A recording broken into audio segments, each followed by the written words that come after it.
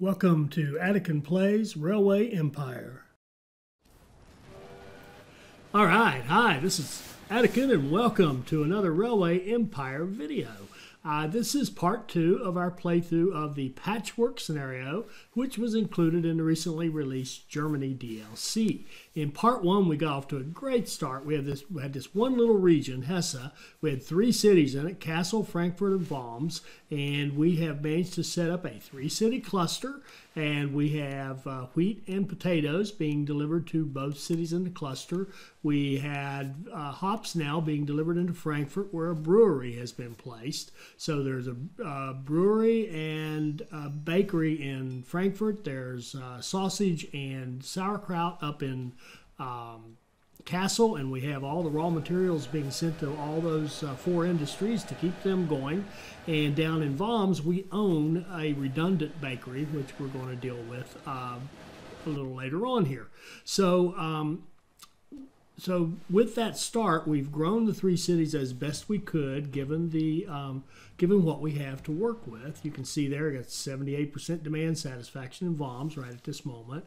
So we are continuing to grow our region, and that's our main goal right now. Our main focus is going to be to grow this region to a total of 240,000 people in those 3 cities. Now that's an average of 80,000. That's pretty good city growth. And for us, we would have to be able to do that to stay on track for a perfect score. We have to get that done by June of 1853, which would be 3.5 years. So that's pretty aggressive growth, considering that we didn't have all the things we needed to fuel that growth. We had to expand out to a new region over there to pick up the pigs and salt we needed for the sausages and the sauerkraut.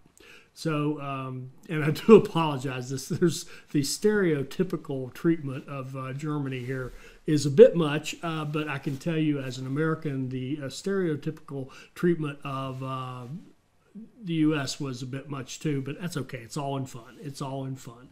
So, we've got a bonus coming up here for fruit, and that kind of tells us, hey, somebody's ready to take fruit. That would be Kassel. That's our biggest city. So what we're going to do here is I'm going to finally set up what I attempted to do in part 1 that I fast forwarded through, where I aborted on an attempt to set it up with the wheat. And you'll notice here, I still don't quite have it. So this first time here, you're going to see me build it, and I'm overcomplicating this to no end. It's unbelievable. I don't know where my mind was. I'm making this so difficult, and it's really so simple. So I'm going to, with your forgiveness, I'm going to fast forward a little bit again, because this is embarrassing. I just sorry, I just have to laugh at myself. It's amazing just how stupid I can be sometimes. But let's fast forward through this until I start doing it correctly, and then that way I can explain to you what it is I'm trying to do.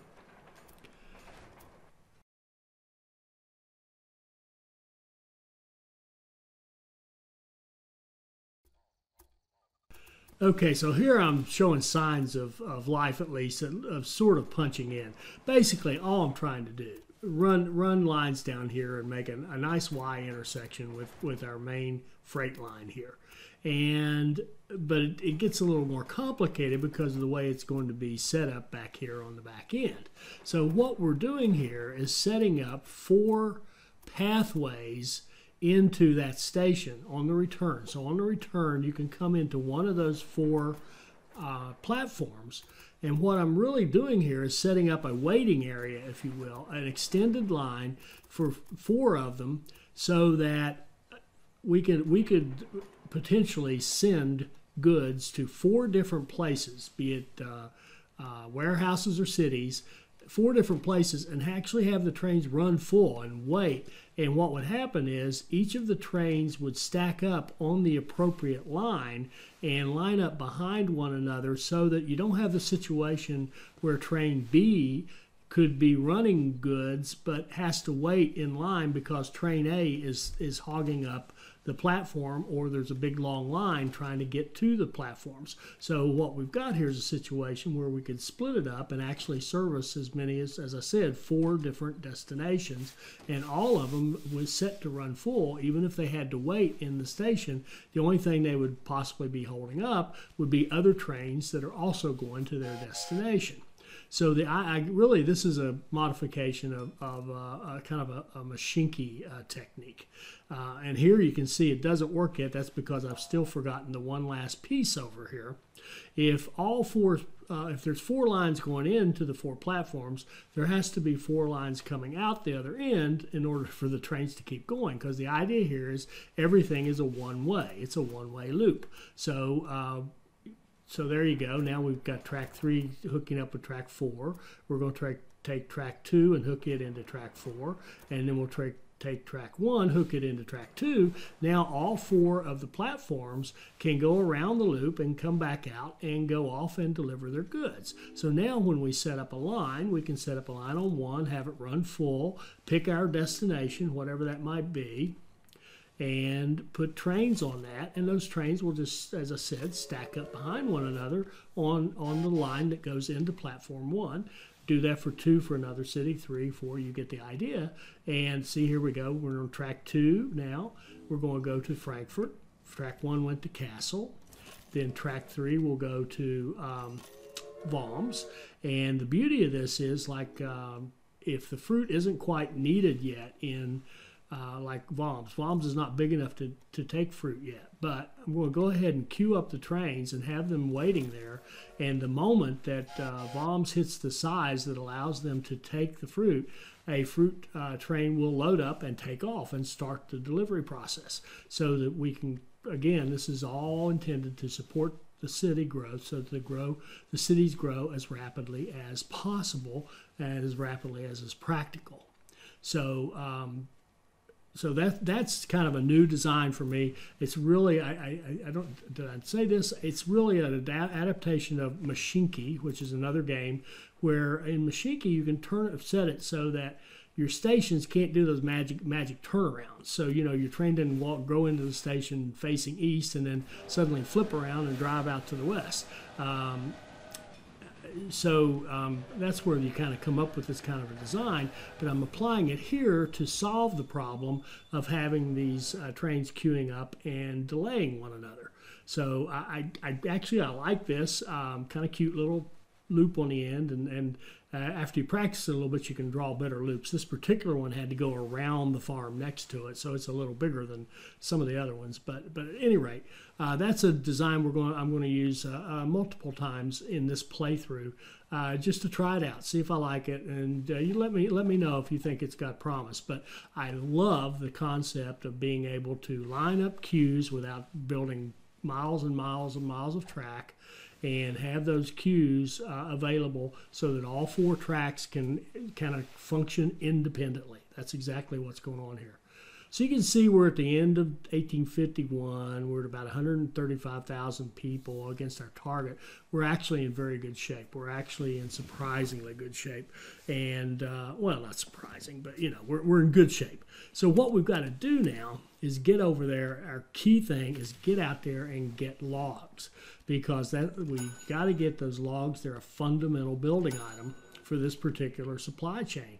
And the logs, the nearest ones we can get, are over here in Rhineland, which is that region we just bought, that territory we just opened up rights to.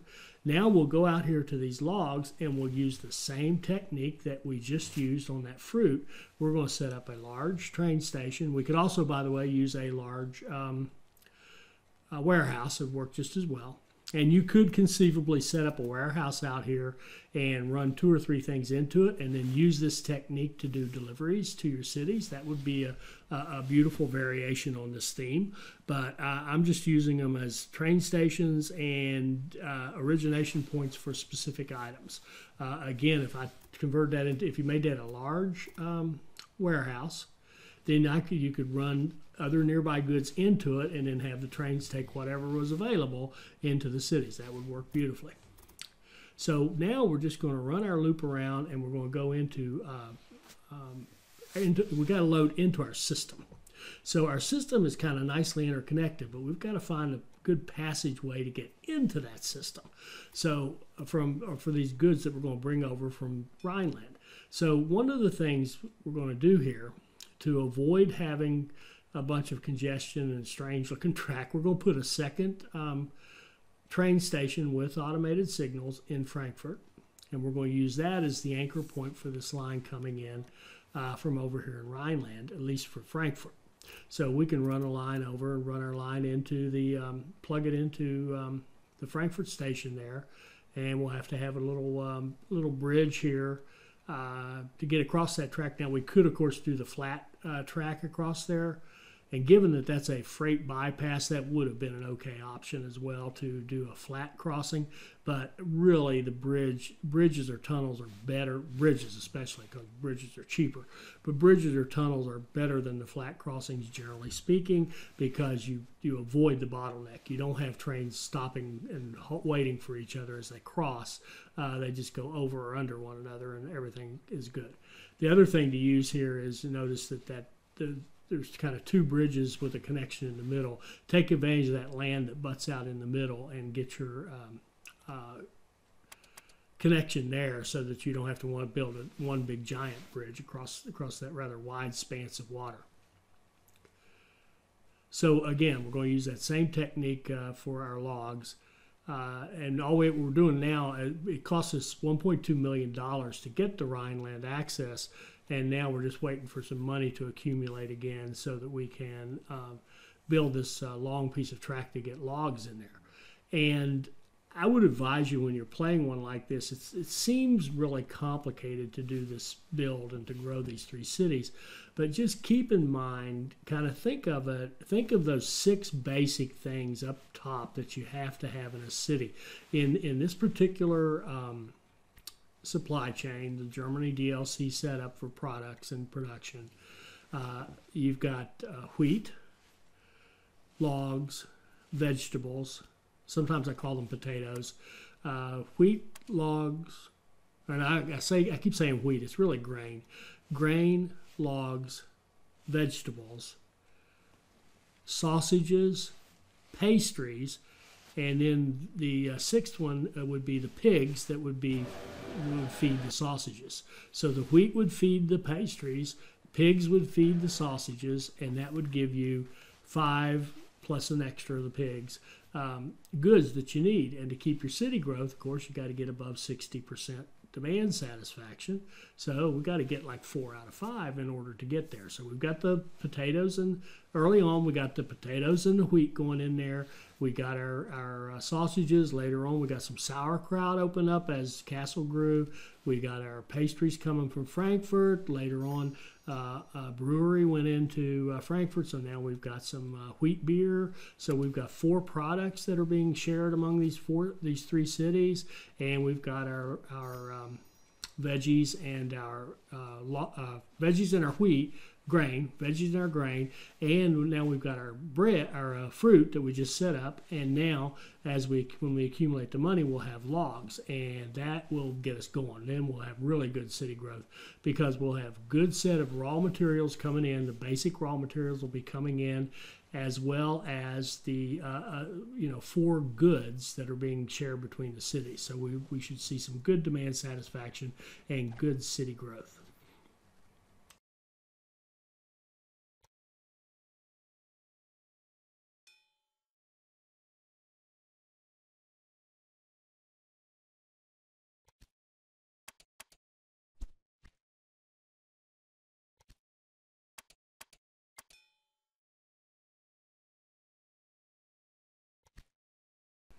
So what I'm doing here, since it takes so much money to build that track, using the basic technique of waiting on the money, closing out bond, and opening a bigger bond, because it's going to take almost that whole 500, 600,000 just to lay the one side of the track.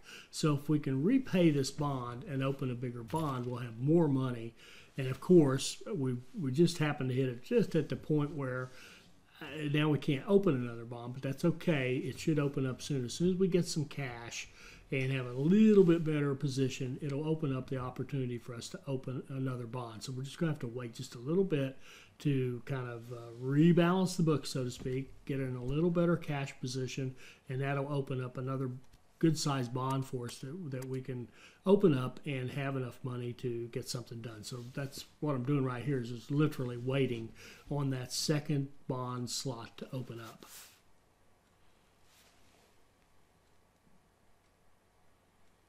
And waiting, and waiting.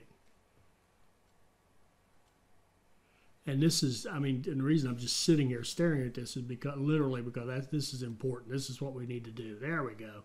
Now we can open up a $600,000 bond, and we had $300,000. I don't know that we really gained that much there, did we? But anyway, that's what we did.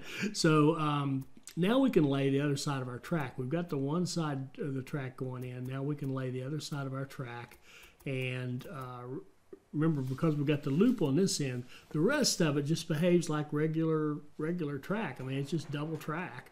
And if you look at 90% of that line, it just looks like a standard double track that we would have done on any of our other playthroughs. But the back end is different because it does have that loop. So it treats that northern track, the one that's going from our right to left as we're looking at it, as one way going only over to the left, and it's going to loop around and come back. But once they join back together, it's just plain old double track. Now here we build the runways to give our trains some space to queue up behind one another without getting in each other's way. Now I've described this twice now. I will stop with describing it, but I just want to make sure you get the idea of why in the world am I building this weird-looking looping thing out here with a large train station rather than just running a small train station into my system. So now we've got to, if I can pick the right platform, we've got to make sure that coming out the other end, that tracks 3, 2, and 1 are also hooked up into track 4, which is the one that loops back around. By the way, if you build one of these, do it off of your outermost or innermost, however you want to think of it. Track innermost, I guess, would be the way to think of it. Like in this case, platform 4 is the one down here closest to the bottom. Build your loop off of that because that's going to be your tightest one. That's the one that will constrain how quickly you can turn back around. And the rest of them will have no problem hooking up with it. As you can see, they won't come in perfectly clean. They have to kind of loop out and come back in to get the angle. But just the same, it's no problem as long as you get that inside loop. You want that kind of tight so that you're not wasting space and sending these trains on 20-mile drives just to get back to where they started. So now we've got this nice loop going, and now we should be able to run our lines in here to wherever we need to. And what I'm noticing is, got one more thing left to do. I still don't have a line that's running over from the main log line that's coming over from Rhineland into our main freight line, city-to-city freight line. So now setting off this little intersection right here, now that gives us the ability to hook into the main freight line, and now we can deliver up to Kassel. So now with that addition, we can set up line 1, run full, and run up to Kassel. And the other thing I like about this setup is it runs trains when you need them, and if you don't need them, the trains just sit there and rest, so to speak. And if you've got your calculations done, if you're one of those players who really gets into it and calculates all your route lengths and route times and demand and everything, and keeps going back and recalculating and all that, you'll have the right number of trains running, and you'll rarely have anybody queuing up.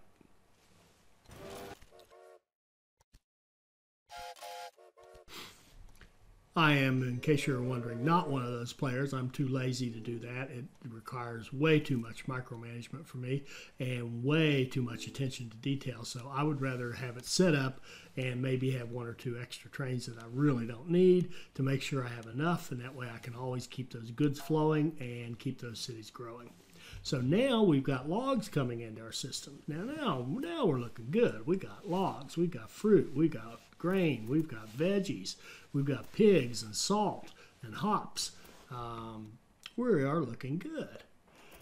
And by the way, here's one other thing. I spoke too soon. Got to build a little intersection or turn to go down to Voms. So we're going to build this so that we can go down to Voms without having to go through some other city or take some strange route. So now we've got the ability to come down here, take a right-hand turn, get on that west coast bypass of Frankfurt, and go down there and go into Voms, and we're still not quite there. I'm still missing one last thing. See, you see that, how it has to go in and turn right there. It has to treat the grain station as almost like a Y intersection. Well, we don't need that either. So all we need to do now is add yet another little intersection to come off of this our grain line into Frankfurt, and just hook it up over here with the grain line going into Voms, and that will give us the ability to go directly, our logs, all our stuff coming in from Rhineland, will be able to go into Voms as well as Frankfurt and Kassel. So now with this, with this addition, we will have our ability to deliver to all three cities. Now there, I just decided that supply tower is in a very awkward place, so I'm just going to move it out of the way, move it up a little bit, and that way we freeze up the space so that we can go ahead and complete this connection and have our line running over to Voms.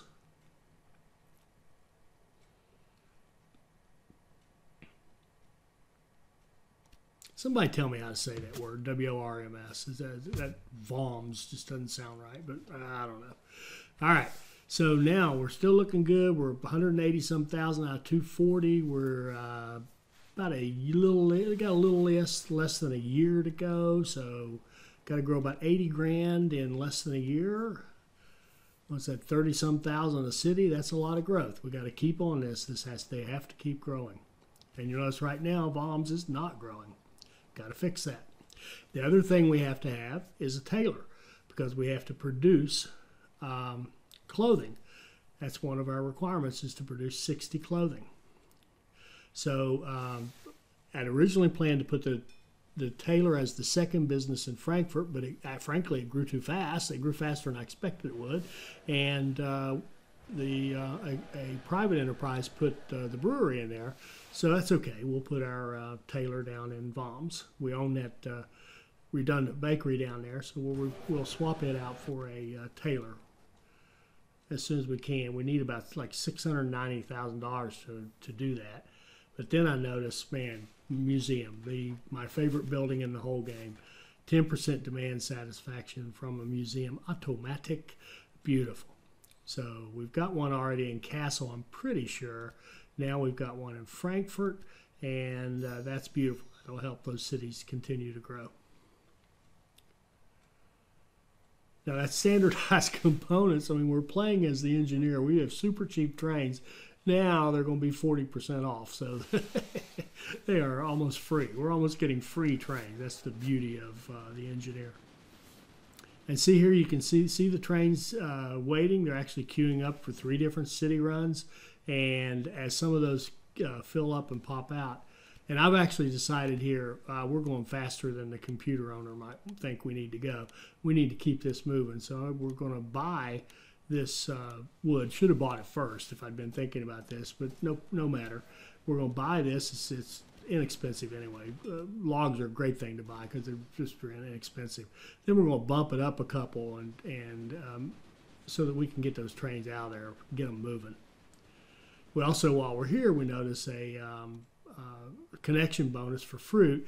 Don't really need more fruit. We've got a nice setup that we already did with our fancy little Machinki setup. So we're just going to be cheesy and grab the money, take the connection, and then delete the stuff we just built.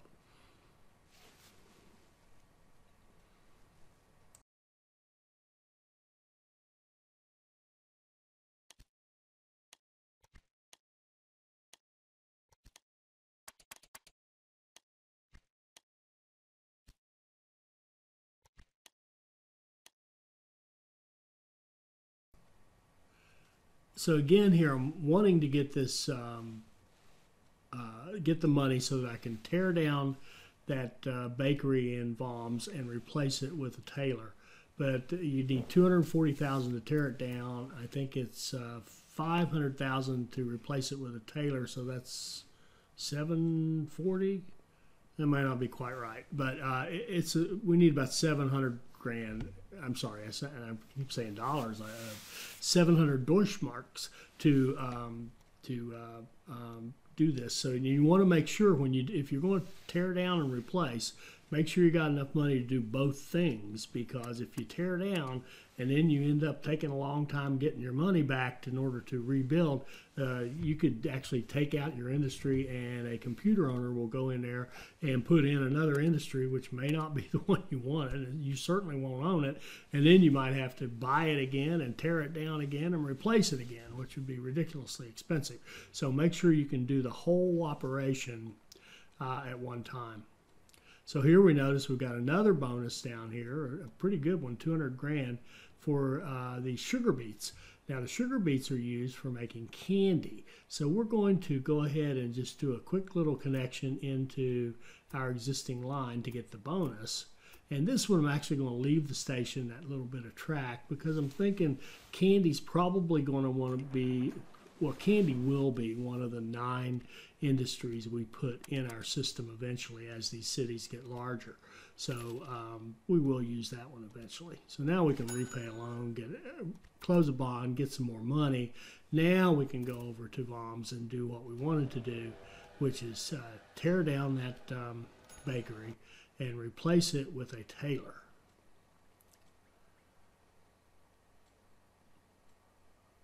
There we go.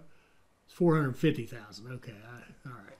So we needed 690. Yeah, that's right, 690 to do our thing there, and we'd love to bump it up even, because we've got to get that production going. We've got to produce 60 units of clothing.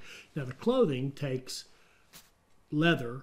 Now the good news is the leather's already cool, because we've got leather production that has been going on virtually the whole game in Castle, and we've got our line going so that we'll be able to move leather down to Voms from Castle. Now all we got to do is get this wool over there, because the two things you need are leather and wool to make the clothing in this supply chain. So we're going to go over here and set up our wool, and the nice thing is we can run it down here and connect it into our main Rhineland freight line and connect it right into the system. And since we did all that work to get the wood set up to go to all 3 cities, our wool can now go to all 3 cities. But right now we just need it in Voms to support the tailor. So we're going to run a single station down there and run some full trains over to Voms from the wool source. And now we've got wool coming in, and we're also going to make sure that we get some leather going down here. So we're going to go up to Castle and add another automated line. This one's going to prioritize the leather. So we're going to make sure that we get some leather going down there, because our tailor won't do any good if it just keeps getting, say, sausages and sauerkraut from Castle. Now here's another thing too. This is the beauty of these regular train stations with the automated signals. They're all set up to expand, so you don't have to worry about space. They've already gotten the space, so to speak. So we can expand these stations, double the throughput, because we've got double the tracks. And here we can even see that in Voms, it's even grown enough now. We have a second industry that we can put there. And the good news is there's milk just down to the south, so we can, and we've got one up in Castle. This is working. This is beautiful. So our 3-city cluster is growing beautifully, and we've got opportunities to put businesses in both Castle and Voms. So that'll be 3 in Castle, 2 in Frankfurt, and 2 in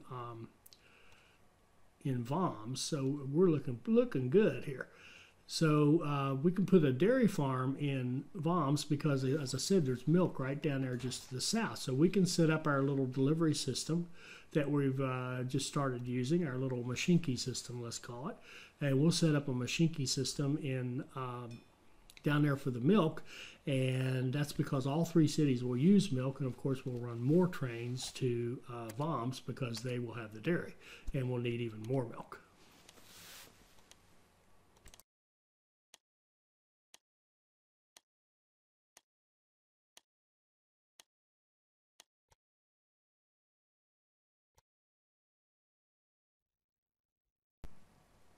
So now we'll go down and set up our little Machinke system for milk going into Worms. And I'm going to go talk through this one. I'll just let you watch it. And you can see I'm starting to kind of figure it out a little bit. Now it's making more sense to me. This build is not nearly as clumsy as the other ones that I did.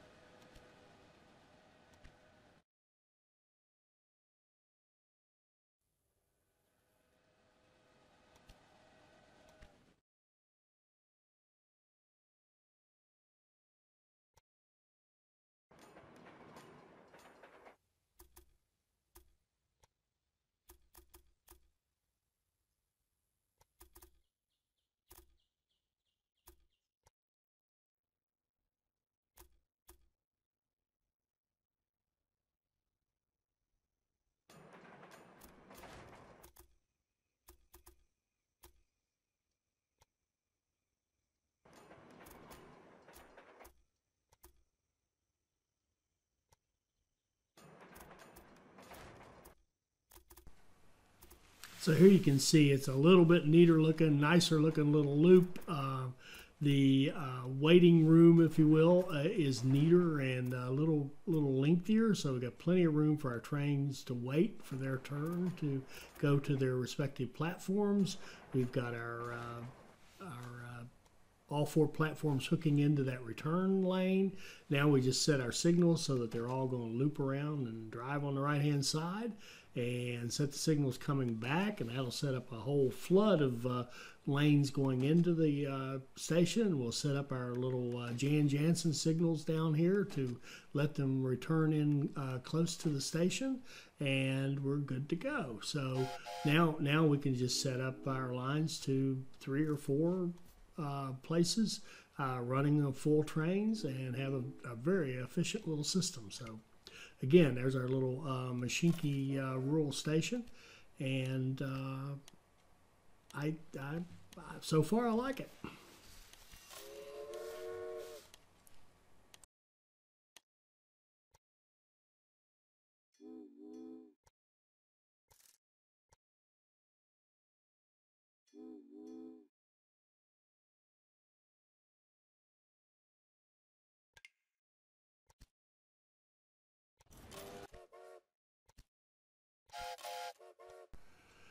You'll notice too, we're still running the old Duke.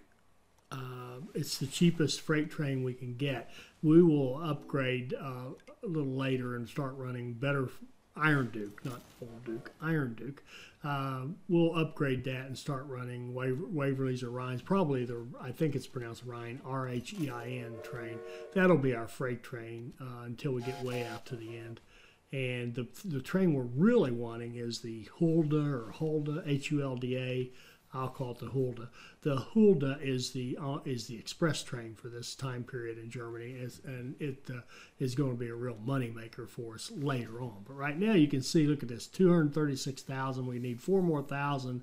We've got 1 more month to go. No, May, June. We've got 2 more months to go before we would miss our perfect mark. But we're looking pretty good. Now, I want to get that tailor expanded again, because we've got to get that tailor, the 60 units of cloth made pretty quickly too. So we want to get that going. We want to expand that tailor out. We've got good supply of leather and wool. We want to make sure we expand that tailor out so that we can hit that target as well.